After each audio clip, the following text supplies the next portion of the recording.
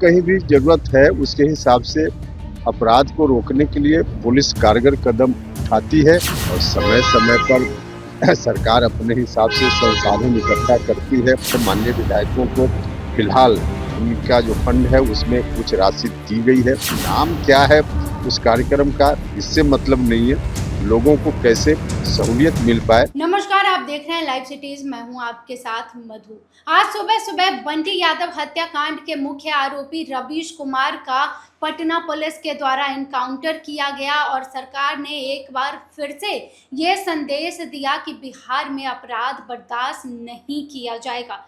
इसको लेकर बयानबाजी तेज है और देखिए राज्यसभा सांसद उपेंद्र कुशवाहा का भी इस पर बयान आया है। उन्होंने जमकर सरकार का समर्थन किया है। साथ ही जब उनसे पूछा गया कि गांव में टैक्स क्यों लागू किया जा रहा है, क्या बिहार सरकार का खजाना खाली है, इस पर क्या कुछ कह रहे हैं उपेंद्र कुशवाहा, आप खुद सुनिए। करगैया में युवक की हत्या हुई थी। आज पुलिस ने उस युवक का इनकाउंटर किया, जिन्होंने अपराधी का इनकाउंटर किया।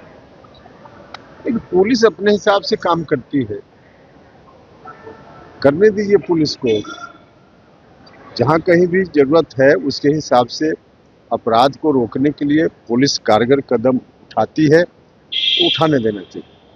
अच्छा, एक सवाल है सर, कैबिनेट से मंजूरी मिली है, बिहार के अब गांव घर में भी अलग अलग तरीके के टैक्स देने होंगे। इसको लेकर विपक्ष के लोग करें खजाना खाली है, गरीब जनता से वसूलने की तैयारी। देखिए, अब उसके बारे में डिटेल क्या प्रपोजल है इसकी जानकारी मुझको नहीं है। हमने भी खबर देखी है, लेकिन क्या प्रस्ताव है जब तक ठीक से आदमी देख न ले तब तक इस पर टिप्पणी कैसे की जा सकती है। सर, जदयू के विधायक ने कहा है सर कि बिहार सरकार का खजाना खाली है, विधायकों को फंड तक नहीं मिल रहा है, काम कैसे? तो सरकार का मामला है और समय समय पर सरकार अपने हिसाब से संसाधन इकट्ठा करती है, खर्च करती है, तो सरकार कर रही है। जहाँ तक मेरी जानकारी है, माननीय विधायकों को फिलहाल उनका जो फंड है उसमें कुछ राशि दी गई है। खर्च होता है, फिर दूसरे किस्त की राशि आती है, तो खर्च तो हो ही रहा है। बिहार के पूर्व मुख्यमंत्री नीतीश कुमार जनता का दरबार लगाया करते थे, लेकिन हम जनता का दरबार का नाम हटा करके सहयोग कार्यक्रम कर दिया है। देखिए, उसमें क्या फर्क पड़ता है, लोगों को जिस बात से सहूलियत मिल पाए, नाम क्या है उस कार्यक्रम का इससे मतलब नहीं है, लोगों को कैसे सहूलियत मिल पाए। सरकार का यह मकसद पहले भी था और आज भी है। पहले तो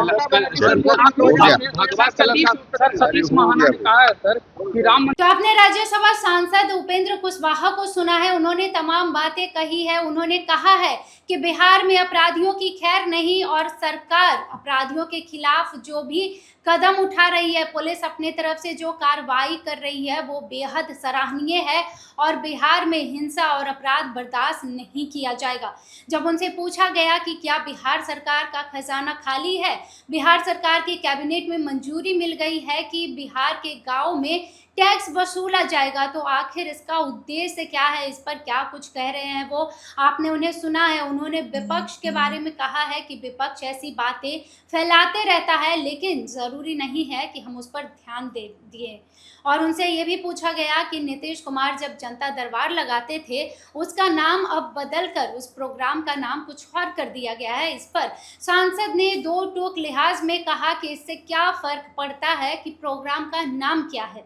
फ़र्क तो इस बात से पड़ता है कि जो जनता है उन्हें सरकार सेवा दे रही है और जनता की समस्याओं को सुना जा रहा है। तो तमाम बातें आपने सुनी है। राज्यसभा सांसद उपेंद्र कुशवाहा ने बंटी यादव हत्याकांड के आरोपी के एनकाउंटर को लेकर, बिहार सरकार ने जो नियम लागू किया है उसको लेकर, नीतीश कुमार के प्रोग्राम का नाम बदलने को लेकर तमाम बातें कही है।